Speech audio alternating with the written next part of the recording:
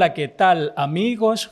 Una vez más tengan todos un cordial saludo y una cordial bienvenida a este programa más de Escuela Sabática. Y como ya ustedes pueden notar, me acompaña en esta hora mi hermano Marcelo Ramos. Marcelo, bienvenido a esta tu casa. Gracias, Richard. Gracias, un saludo para nuestros amigos detrás de la pantalla. En este estudio especial de la Palabra de Dios, le recordamos a nuestros amigos que estamos en este trimestre, la lección 7, el Evangelio de Marcos, y el título de esta hora es Instruyendo a los discípulos, parte 1. O sea, si hay parte 1, quiere decir que también hay parte 2. Parte 2. Y esa tendremos el privilegio de poderla disfrutar la próxima semana. Pero en este momento vamos a ver la parte 1. Y vamos a ver todo lo que realizó Jesús en aquel tiempo para instruir a sus discípulos. Y la enseñanza que les dio, cómo ellos tomaron la enseñanza. Y vamos a ver las enseñanzas que nos da a nosotros y cómo vamos a responder ante esas enseñanzas. Pero para avanzar hay que orar. Así es. Y salió hasta en verso. Muy bien, entonces le invitamos a nuestros amigos que nos acompañen. Con reverencia cerramos los ojos e inclinamos el rostro. Mi Padre Celestial, te pedimos tu compañía, tu dirección en esta hora, al meditar en tu palabra. Bendícenos, tu Santo Espíritu sea el invitado especial, y también a nuestros amigos que están detrás de la pantalla. Bendice sus vidas, trabaja en su mente y en su corazón y que puedan entender tus sabias enseñanzas. Todo esto te lo imploramos y te lo suplicamos en el nombre de tu Hijo amado Jesucristo. Amén. Amén. El pasaje para memorizar de esta lección es San Marcos 8:34, dice lo siguiente.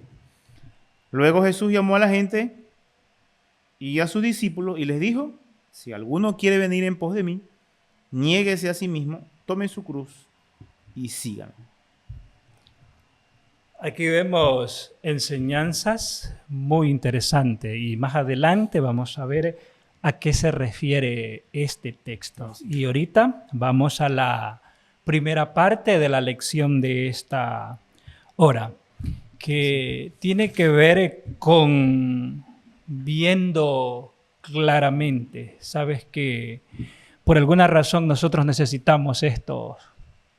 Lamentablemente, a cierta edad. A cierta edad. No quisiera llegar yo a esa edad. O cuando a veces personas nacen con cierta dificultad en su visión. También a muy temprana edad hay personas que ya usan estos lentes. Y vamos a ver cómo se aplica esto a los discípulos y por qué se dio. Ahora, ¿por qué les mencionaba viendo claro? Porque, Marcelo, tú sabes que Jesús hizo muchos milagros, pero el Evangelio de Marcos registra una sanación que Jesús hizo utilizando doble toque. Doble toque. Y tú sabes que Jesús curó al ciego de Bartimeo. Le dijo, ¿qué quieres que os haga? Y el ciego le dijo, recuperar mi vista. Y Jesús le dijo, listo. Enseguida, inmediatamente. Ya. Por ejemplo, Jesús curó también a ciego de nacimientos y un solo toque. Curó a un ciego y lo mandó a lavarse en el estanque de Siloé, me parece. Entonces, un solo toque. Pero en este caso hay dos toques. ¿Por qué dos toques, Marcelo? Precisamente el título de esta lección es Instruyendo a los discípulos. Jesús quería darle una instrucción a ellos con esa curación de aquel ciego. Y al comienzo no vieron bien cómo le sucedió al ciego. Y si nosotros vamos al relato bíblico, Amén, se encuentra en el Evangelio de Marcos, en el verso 22. Vamos a leer los dos primeros versículos. 8:22. Sí, 8:22. El verso 22 dice, vino luego a Betsaida y le trajeron un ciego y le rogaron que le tocase. El verso 23 dice, entonces tomando la mano del ciego, le sacó fuera de la aldea y escupiendo en los ojos, le puso las manos encima y le preguntó si veía algo. Y el verso 24 dice, él mirando dijo, veo los hombres como árboles, pero los veo que andan. O sea, ¿qué era lo que él debía ver? Era a las personas. Pero dice que no vio personas. ¿Qué fue lo que vio? Usted a las personas las veía como árboles. Como árboles. Eso quiere decir que no estaba del todo curado. ¿Qué pasó con Jesús? Necesitaba otro toque. ¿Será que ese toque le faltó fe, le faltó poder? ¿Qué podemos decir? O sea, ¿por qué se da esto? Es un fenómeno raro que se da. Ajá. Ajá. ¿Por qué acá hubo 2 toques? Y en las otras naciones hay un solo toque. Un solo toque. Usted que está escuchando, déjenos su opinión en la caja de comentarios, lo que usted cree, ¿ya? Pero igual acá también te vamos a explicar de él por qué se da este fenómeno. ¿Sabe que Jesús tiene el poder? No Amén. fue falta de fe de Jesús. No es que su poder falló, no, sino que ese es el mecanismo que utilizó para la instrucción. Es decir, que después que el hombre ciego le dice que no veía bien, entonces Jesús da un segundo paso, da un segundo toque y ahora el hombre sí ve claro. Eso pasó pues con los discípulos, Marcelo. Si tú recuerdas, tras cámaras, tú hablabas antes de la identidad de Jesús. ¿Ya? ¿Cuál es esa identidad que Jesús mostró para los discípulos en los tiempos de su pueblo cuando vino? ¿Qué era lo que él deseaba enseñar? Él quería que los discípulos tengan bien en claro cuál era su misión. Su plan de redención, su plan divino de redención.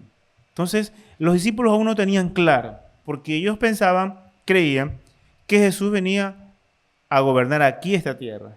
Es decir, disculpa que te interrumpa, la visión estaba un poco borrosa. Exactamente. ¿Usando la figura de quién? De la curación o De la la sanación curación. del ciego. Sí. Entonces, tú me estás diciendo es que ellos no tenían claro el concepto de lo que Jesús venía a dar. Es así, ¿verdad? Esta tierra. Sí. Y ahí Jesús, después de la instrucción que él da durante 2 años, él hace preguntas. ¿Tú recuerdas las preguntas que Jesús le hace a los discípulos? Jesús claramente les menciona, ¿no? Que la gente, ¿qué pensaban de él? ¿Qué cree la gente que es quién soy yo? Entonces, algunos pensaban que era un profeta más, otros pensaban que era el sucesor de Elías, y así un sinnúmero de ideas. Y ahí Jesús le hace la pregunta a los mismos discípulos, ¿y ustedes quién creen que soy yo? Y los discípulos, especialmente uno de ellos, que es Pedro, responde. Y él responde, Pedro le dice a Jesús, tú eres el Hijo del Dios viviente. Ahora, ¿la pregunta estuvo acertada? Exactamente. Estuvo acertada. Puede decirse que hasta cierto punto él estaba viendo claro, pero no tan claro. Hermano, sea claro porque se está contradiciendo. Mira, hasta allí Pedro estaba claro, ¿verdad? Así es. Porque da una confesión de fe. De hecho, el mismo Señor Jesús le dice que eso le había sido revelado por el Espíritu Santo. Es decir, que Pedro estaba en lo correcto. Pero sucede algo, que después Jesús le dice que tenía que partir a Jerusalén. ¿Recuerdas? Y ahí recuerdas que Pedro da otra declaración. Cuando Jesús le da la instrucción de que lo que iba a pasar en su ministerio, que él iba a ser tomado prisionero, que iba a ir a la muerte de cruz y que iba a pasar muchas persecuciones, ahí Satanás utiliza a Pedro para truncar o hacer desistir la misión de Jesús. Es decir, que se desvíe, que Ajá. no llegue, que no se dé. Que no se dé. O sea, que el concepto allí de Pedro no estaba tan claro. No. Es decir, que su visión, ¿cómo estaba? Borrosa. Estaba borrosa, estaba limitada. La declaración que dio antes era correcta, pero en esta parte estaba un poco borrosa. Y es por eso que Jesús le dice, apártate de delante de mí, Satanás. O sea, Pero porque no había entendido el No había mensaje. entendido. Entonces, la intención de Jesús era que ellos vean claramente.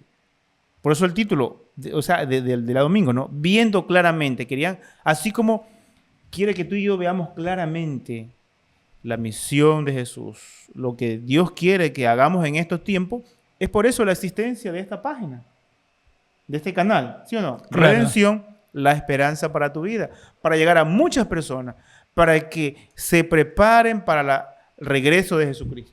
¿Qué te parece? Me parece muy bien, muy bien. Y de paso quiero animarlos a que si ya nos estás viendo, te suscribas y actives la campanita de notificaciones para que cada vez que se suba un video te llegue esa notificación donde puedas revisar el material que se está subiendo semana a semana y puedas también compartirlo a otras personas, ya que esto lo hacemos con mucho amor para ti. ¿Sabes? Continuando con el estudio, dice que le era necesario padecer muchas cosas. Eso le era necesario, o sea que eso era parte de su ministerio, parte Claro. de su misión. ¿Y Y qué es lo que nos pasa a nosotros a veces como cristianos en esta tierra? que A nos veces es necesario cumplir con una misión. y que padezcamos a veces ciertas situaciones que no son de nuestro agrado, pero le es necesario. Claro, es necesario. Y esto fue lo que parte de esto no lo entendió Pedro, ¿no? Ajá. Y es por eso que ahí se ilustra, es como una especie de figura, de ilustración que Jesús nos da a través de la persona que curó en dos partes. Ajá. Primero vio borroso y después vio claro. Pedro primero vio borroso y aunque no entendía, pero después entendió. Lo importante es que después entendió. Y yo me imagino y veo a ese Pedro predicando y bautizando a 3,000 personas. Amén. Entonces Pedro entendió. Entendió. Es decir, Pedro vio claro. Es decir, que el conocimiento que él recibió fue progresivo. Fue Amén. en dos toques. Ujú. Y ahí llegamos al costo del discipulado, Marcelo. Ajá. Sí. Entonces, Jesús le deja bien en claro a los discípulos que él era necesario pasar persecuciones, pasar rechazos. Y estas son noticias impactantes para los discípulos y, por qué no, también decirlo para nosotros también. Pero él tenía que cumplir la misión. Así Él es. tenía que cumplir la misión. Y de cumplirla iban a poder disfrutar de muchos milagros que Amén. Jesús hacía. Maravillas. Incluso ver hasta la gloria de Jesús. Jesús. Y tú sabes a qué me refiero, ¿verdad? Ajá. A la transfiguración. Ahí en la montaña, ¿no? En la montaña donde vieron Pedro y Santiago aquella noche con Jesús. Vivieron aquellos momentos extraordinarios. Y nos dice este estudio de esta semana que eso es una pequeña y exacta representación de la santificación venidera de Jesucristo. De la glorificación. La glorificación En antes venidera. tras cámaras decíamos que Moisés representa a aquellos que murieron y que van a ser resucitados.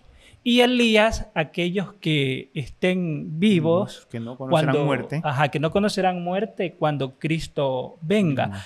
Ahora, lo importante de esto es que 3 de ellos participaron de esto, vieron esto, y es allí donde cobra sentido un texto que ha sido mal interpretado por muchos, Marcelo. Ese texto está en Marcos 9. Ajá.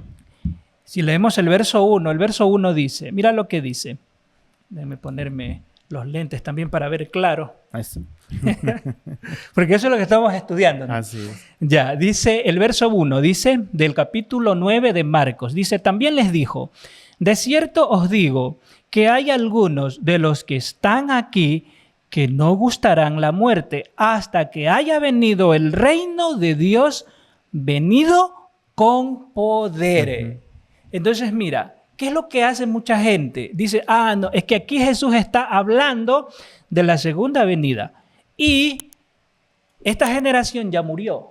Y dice, Jesús no ha venido. Entonces, ven ahí una contradicción, ven un problema teológico y se desaniman. Pero el texto en realidad está hablando es de la transfiguración. Y ahí se manifestó la gloria de Dios, al punto que se escuchó una voz del cielo donde hablaba de Jesús. Se vio el poder de Dios.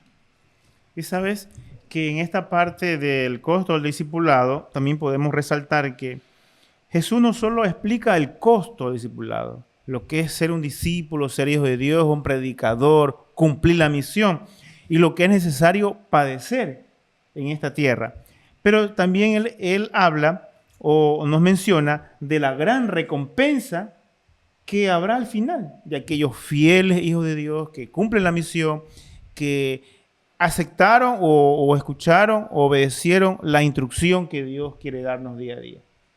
Así es. Y de esa manera tendremos la oportunidad de ser grandes. Amén. Porque una de las partes de nuestra lección también habla de quién es el más grande. ¿Y qué necesitamos para ser grandes, Marcelo?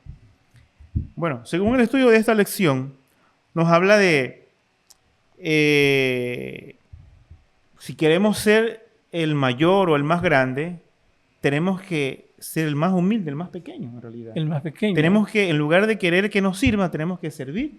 Y ese ejemplo nos da Jesús. Ya, y yo te pregunto, Marcelo, hablando sinceramente, poniéndonos la mano en el corazón, ¿qué es lo que más le gusta al ser humano? ¿Que le sirvan o servir? Lamentablemente queremos que nos sirvan, que nos elogien, que nos exalten. Así es el ser humano. Ya, pero Jesús enseña lo contrario. Así es. Usted desea ser grande, usted desea ser el más grande, ¿qué tiene que hacer? Tiene que servir. Y de hecho, en la vida de Jesús se cumplió. Amén. Se cumplió porque a Jesús se lo reconoce como el más grande, pero él vino a servir. ¿Tú recuerdas la escena cuando llegaron a un lugar y no estaba el siervo y la costumbre judía era que una persona le lavaba los pies a los que llegaban y esa obra la realizaba un siervo, pero el siervo no estaba presente y ahora hemos caminado, se miraban, hemos caminado en las calles polvorientas y nuestros pies están llenos de mugres y ahora ¿quién hace esta obra? ¿Tú te lo imaginas a Pedro haciendo eso? Y ahí recuerda que en ese tiempo no utilizaban zapatos como nosotros utilizamos cerrados, con pasadores. Eran sandalias.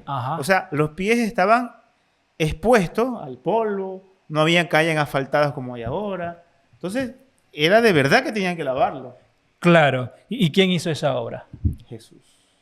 El humilde servidor, el Hijo de Dios, y que vino a servir, dar ejemplo de servicio a sus discípulos, instruyéndolos. Y esa instrucción que nos da, porque de hecho ahorita me recordaste el título de la lección, estamos estudiando, instruyendo a los discípulos. Y lo interesante, lo que me gusta, lo que me anima, lo que me fascina de Jesús es que Él enseña con el ejemplo. Con el ejemplo, porque Él vino a servir y a dar su vida en rescate de muchos, ¿no? Amén. Y en aquel entonces, tú sabes, antes decíamos que él iba a Jerusalén, le decía a los discípulos que tenía que dar su vida, y es allí donde Pedro le dice, no, Señor, allá te van a matar, pero cuando él va para allá, él va un poco adelante.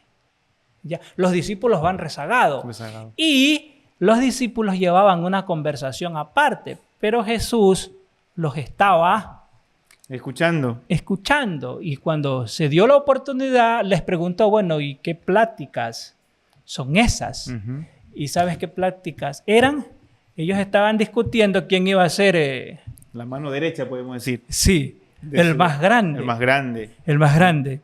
Y es allí donde Jesús toma a un niño. Interesante ilustración o instrucción que le está dando ahí. Sí, toma a un niño, el niño lo presenta delante de ellos y le dice, el que de ustedes quiera ser el más grande tiene que ser como Como este niño. Y de ahí añade, porque de ellos es el reino de los cielos. Y tú sabes cómo son los niños, ¿no? Son dependientes del Padre, tienen fe a sus padres y había que ser como ellos. Como ellos. Sí. Y entonces es allí donde ellos aprendieron la lección. Es decir, poco a poco se les va aclarando La la visión, visión. ¿verdad? Entonces, y ya estamos llegando cerca del final de la lección. Hermosa lección. Está muy hermosa. Lección número 7, instruyendo a los discípulos. Sí, y ya nosotros sabemos el secreto para ser el más grande, tienes que ser el más pequeño, tienes que ser como los niños y tienes que servir a los demás. Y ese servicio te hace grande delante de Dios, ¿verdad? ¿Sabes algo interesante? La mensajera del Señor sobre esta parte. Ajá. Que antes del honor dice que está la humildad. Que para ocupar un lugar elevado ante los hombres, el cielo elige al obrero. Así como utilizó a Juan el Bautista, que asumió un lugar humilde delante de Dios. El discípulo que más se asemeja a un niño es el más eficiente en la labor para Dios. Interesantes palabras. ¿Tú sí recuerdas cuando Juan el Bautista predicaba y enseñaba y él decía, pero tras mío viene uno superior a mí? Superior a mí. Que yo no soy digno de desatar los cordones de sus sandalias. Entonces, ¿Juan se hizo? Pequeño. Pequeño. ¿Pero Juan era pequeño? No. No, Juan era gigantesco. Y fue llamado para una misión especial. Claro. Preparar el camino o el sendero para la primera venida de nuestro Señor Jesucristo. Y en la Biblia se lo da a conocer como el más grande profeta que ha dado la historia. O sea, Juan el Bautista fue grande. Y cuando digo que fue grande en serio. En serio. Ajá. Y vemos lo que él padeció, lo que él tuvo que pasar, aunque perdió su vida en esta tierra, cómo murió, pero él será recompensado. Así es, será recompensado. Así es. Muy bien. Mire, y sigue mencionando aquí la mensajera del Señor. Todo lo que se nos da ventaja sobre otro, sea la educación o el refinamiento, la nobleza del carácter, el entrenamiento cristiano o la experiencia religiosa, nos impone una deuda para con los menos favorecidos. O sea, que si somos fuertes, debemos, dice, sostener las manos de los débiles. Incluso la misma palabra de Dios menciona, ¿no?, que el más fuerte ore por el más débil. El más fuerte debe ver por el más débil. No debemos juzgarlo, no debemos hacerlo a un lado, sino más bien debemos ver por ellos. Entonces, los ángeles de gloria que contemplan el rostro del Padre en el cielo se gozan en servir a sus pequeñuelos. Los ángeles están a nuestra disposición para cuidarnos, para fortalecernos, ¿verdad? Porque son los ángeles guardianes nuestros, son nuestros ayudadores. Entonces, si somos fuertes, debemos sostener las manos de los más débiles. Ajá. Así como Jesús nos sostiene con su brazo poderoso. Amén. ¿Verdad? Entonces, y llegamos a la última parte de la lección, donde yo sé que muchos están esperando esta parte, porque los textos que vamos a ver son un poco complicados de entender, pero aquí lo vamos a hacer de la manera más sencilla, que tiene que ver con personas sanas en el infierno. ¿Cómo es eso? Eso es imposible, ¿verdad? Eso es imposible. El pecado es algo que debería ser tomado en serio, ¿sabes? Porque es preferible perder la mano, una mano o un pie, un ojo, en lugar de pecar. Y aquí surgen preguntas, y nuestros amigos también, si tienes preguntas, puedes hacerlas y te vamos a contestar por medio de la caja de comentarios. Y tiene que ver con especialmente esta parte. Si deseas comentar sobre esta parte, lo puedes hacer. Ahora, ¿qué dice el texto? ¿Que es preferible que? Pues vamos a mirar los textos. Sí, mejor. Sí. Marcos capítulo 9. Sí, Marcos 9. Versículo 42 Ya. hasta el 50. Yo no sé si leemos todos o solo... Sí, vamos con los primeros versos. Así es.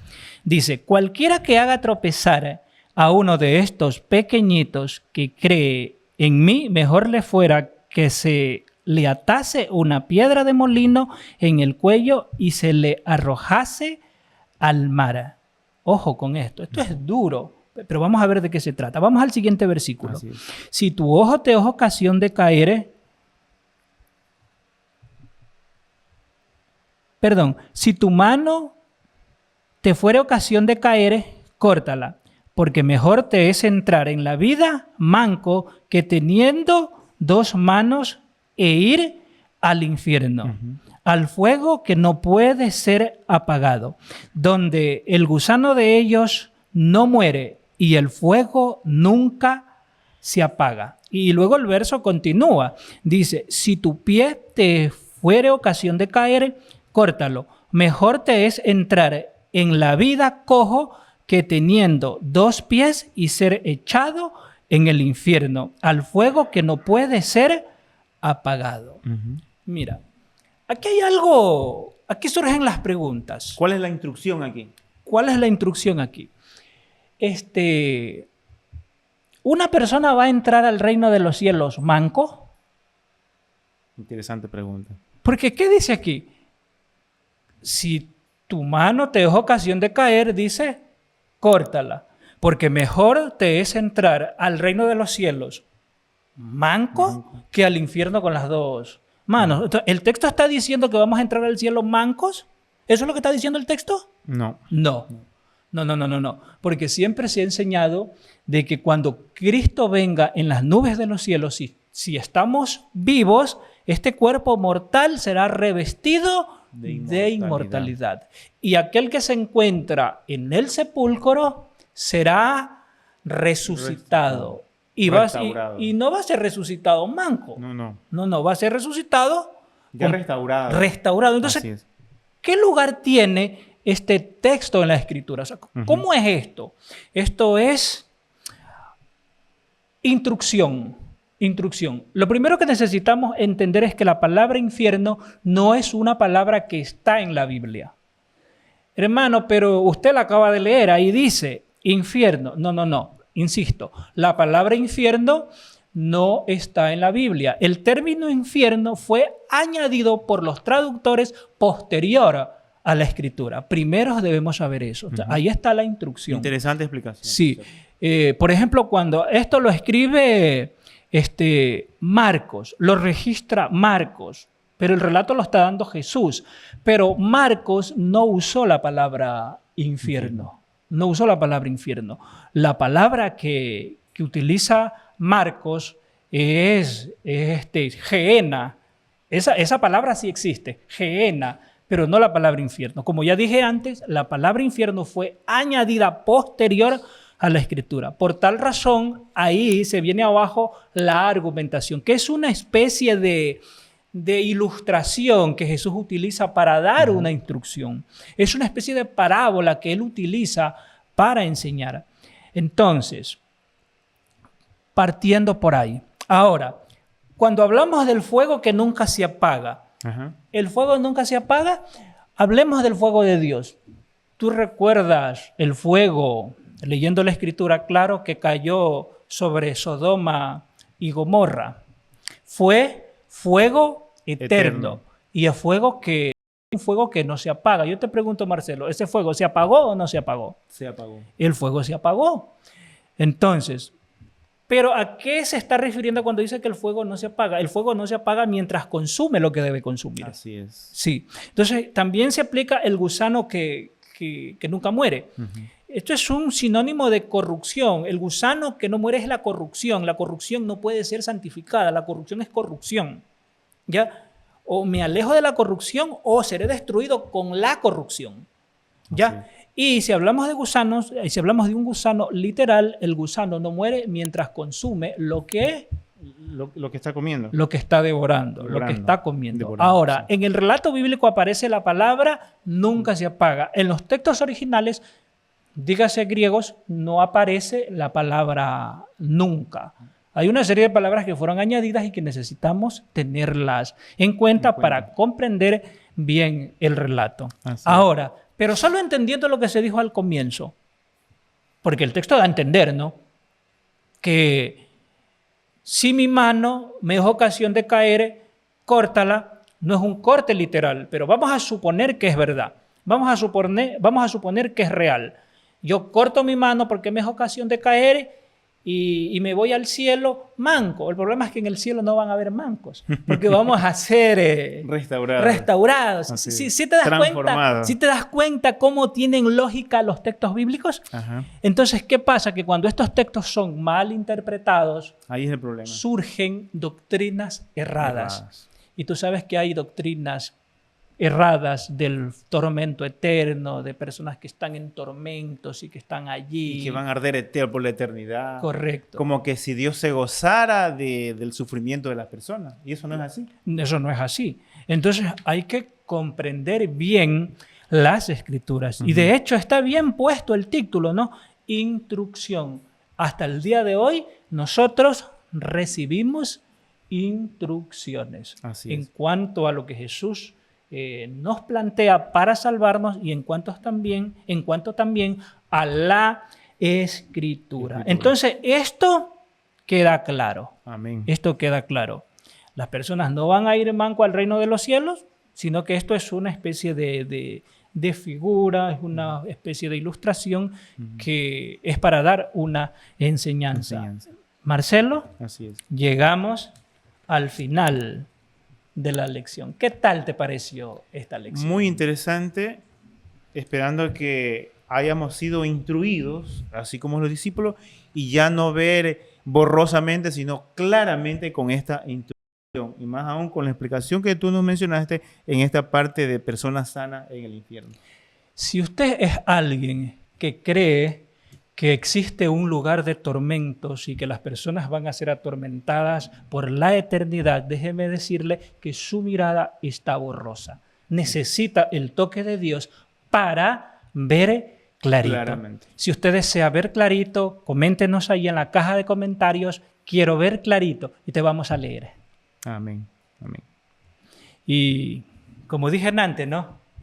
Todo lo bueno llega a su final. Y la próxima semana estaremos con el mismo título, sino que parte 2. Parte 2. Estás cordialmente invitado para esa próxima lección. Recuerda, somos tus amigos de Redención. Esperanza para tu vida. Que Dios te bendiga y que tengas un bonito día, noche, no sé a qué hora vas a ver este video, pero ahí donde estás, te invito también a hacer una oración. Vamos a orar. Querido Dios que moras en los cielos, Señor, cuánto te agradecemos por tu amor y bondad. Gracias, Señor, porque tú trabajas en nuestras vidas, porque tú transformas nuestras vidas y cuando vemos borroso, tú aclaras nuestra visión. Amén. Señor, permítenos entender el plan de salvación.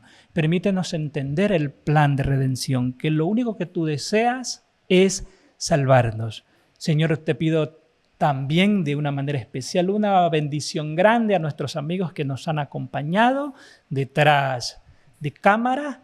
Que algo maravilloso suceda en sus vidas de tal manera que ellos puedan ver tu mano, ellos puedan ver tu poder y que esa fe pueda crecer. Señor, en esta hora nos vamos a desconectar de esta plataforma, pero no de tu presencia. Todo esto te lo imploramos por amor de Cristo Jesús. Amén. Amén. Amén.